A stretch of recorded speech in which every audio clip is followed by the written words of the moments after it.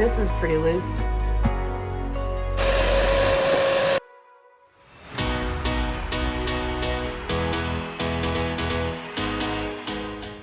All right, so we're gonna do an update. I think we're about day 4 or 5. Demo's just about done. So if you wanna take a look. We're still kind of messy here, so I might clean up today. We are down to the studs, and I'm just cleaning up the screws. The screws have a lot of plaster in their heads. I can't like just screw them out, so we're just gonna bang them out.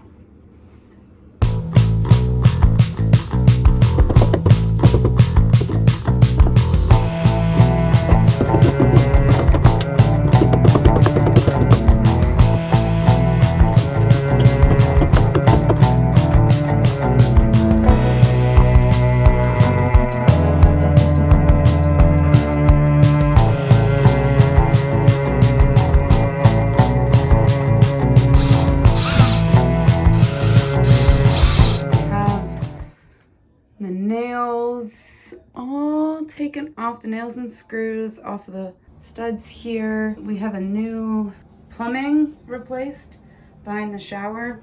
So we have a single valve now connected to the hot and cold with a tub spout, and there is our shower spout. Let's see what's next. This drywall is pretty icky.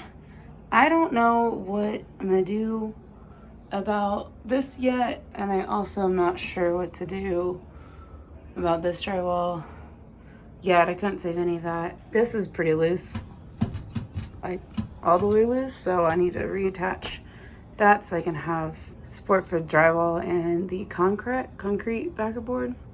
So the window here is of a little concern, and I don't know what I'm gonna do yet. So we have a windowsill here.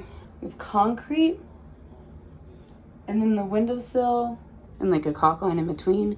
So I've banged down the windowsill to almost be flush with the board below. There's a gap here, and I don't know if you can see, you can kind of see the outside. So we gotta caulk that from the outside.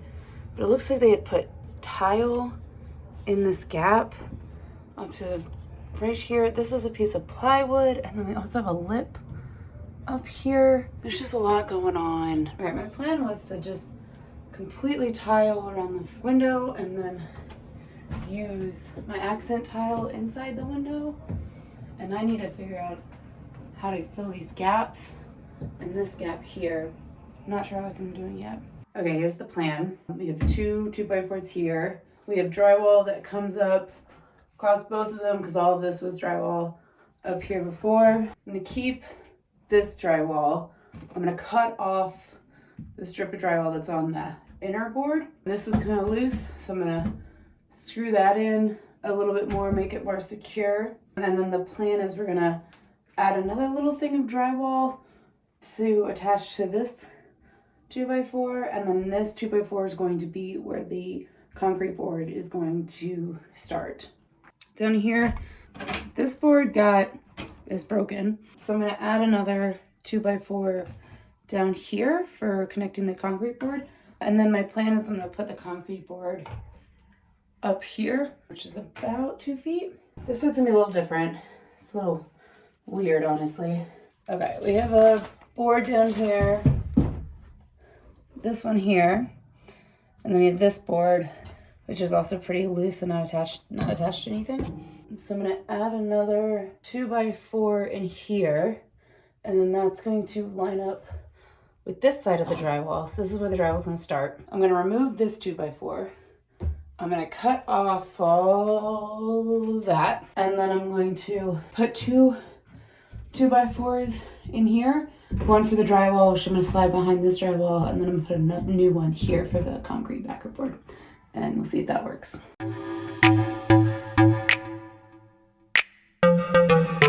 Okay, so the lowdown of what's happening. This was coming out about 1/2 inch. I'm planning to put concrete backer board over all of this, and then on this side too.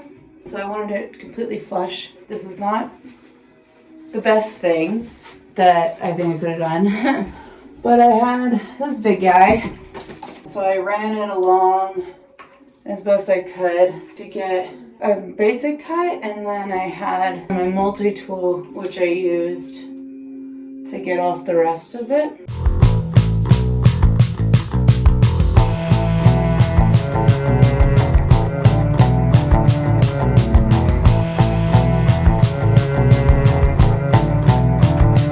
And then the other thing I've done is banged out the windowsill a little bit. If you can see, here's the framing of the house, here's the windowsill, and there's concrete underneath it. I'm pretty sure the window's like resting on top of the windowsill right now. So my best bet, just work around it. So I'm gonna tile over windowsill, bang it down with a hammer to get all that done. I've been using this to bang it, kind of to keep the structural integrity of it, but then also to see like if it's gonna be flat.